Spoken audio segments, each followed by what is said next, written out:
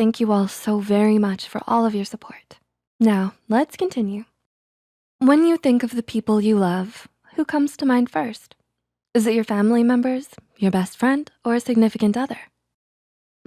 What about you? Self-love is important. It's important for leading a happy, healthy life. Unfortunately, the concept of self-love is often overlooked and misunderstood. In a world that grows more demanding, stressful, and complex day by day, self-love might be something you're struggling with. So let's talk about 8 things you need to know about self-love. Number 1, self-love is not a linear process. The process of loving yourself will have ups and downs. On this journey, you will probably have days where you feel great, energized, and positive.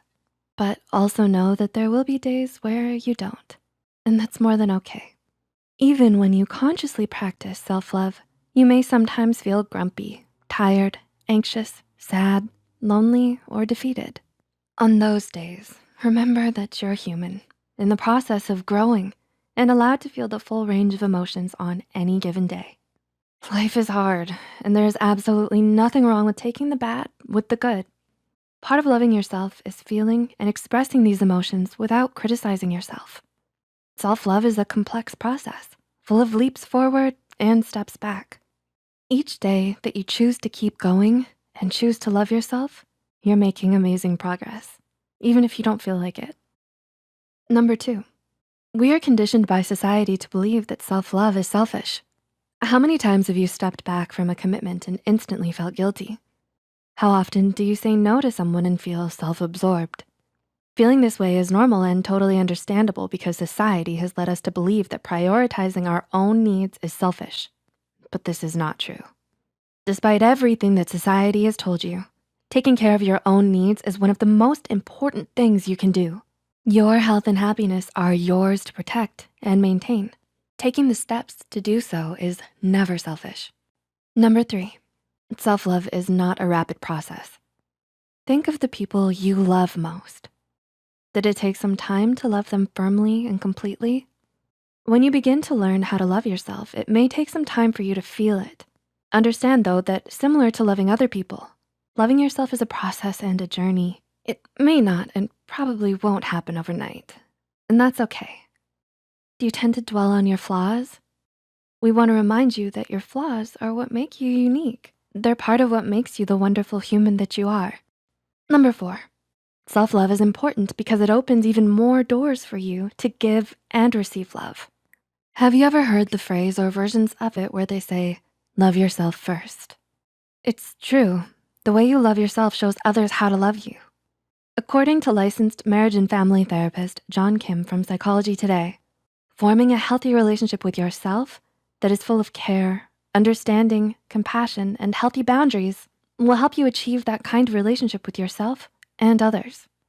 Number 5, uncovering the sources of healing can be difficult. Are you in the process of emotionally healing? If so, you should be proud that you're taking the steps to heal, for it isn't easy. Like self-love, healing not only takes time, but is also very complex. Unraveling possible years of buried trauma is daunting. If you become overwhelmed during this process, know that you aren't alone. Digging deep and healing from past wounds or reoccurring ones can be an overwhelming process. Part of self-love and practicing self-care is knowing when to step back in the healing process. Though it may be very tempting to keep pushing, remember that part of loving yourself is acknowledging your own boundaries. This is especially important in healing in order to avoid uncovering memories and moments in ways that may wound you further. Number 6, self-love means giving permission to accept your own compassion. Have you ever noticed the negative connotation that surrounds self-compassion? Perhaps disguised as making excuses or feeling sorry for yourself. The truth is that one of the greatest sources of strength is being able to have kindness and compassion for your own experiences in life. We have this unfortunate quality to automatically blame ourselves when things go wrong. If you didn't get a job or get into your college pick, you tend to believe that you aren't qualified enough. If a friend is mad at you, you tend to blame yourself first, rather than objectively examining the situation. This could lead to lower self-esteem, more negative self-talk, and even self-loathing if it goes unchecked. Self-compassion is something that lives inside of you. Rather than suppressing it for the sake of others, the more you consciously accept the understanding and kindness you want to offer yourself, the more your self-esteem and confidence will grow. Number 7, self-love means following the yearnings of your own heart, even if that's not what others want. Have you ever felt obligated to do something because you were being pressured by others? To take up a certain hobby or go down a certain career path that you didn't want? While this complacency might seem to resolve differences and issues in the short term, it can leave you unfulfilled later on. Part of loving yourself is giving yourself the right to follow your own dreams and your own heart, no matter what others have to say. Those who judge you or impose their dreams on you also have their own chances to take.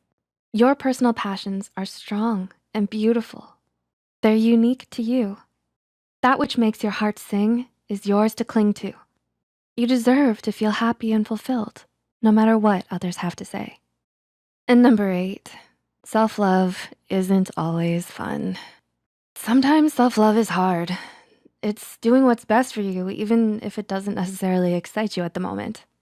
Self-love can be going to bed early when you know tomorrow is an important day, choosing to stay in so you can finish an assignment, or saying no to a loved one so you can have time for rest. You have sat down and are respecting your own boundaries, and that is a great thing. Sometimes, in order to love yourself, you have to prioritize what is best for you and make sacrifices. The sheer ability to do this confirms just how much you have your best interest at heart. What are your thoughts on self-love, and how do you practice it? Let us know in the comments below. Please like and share this video if it helped you and you think it could help someone else too. The studies and references used are listed in the description below. Don't forget to hit the subscribe button and notification bell icon for more Psych2Go videos. Thank you.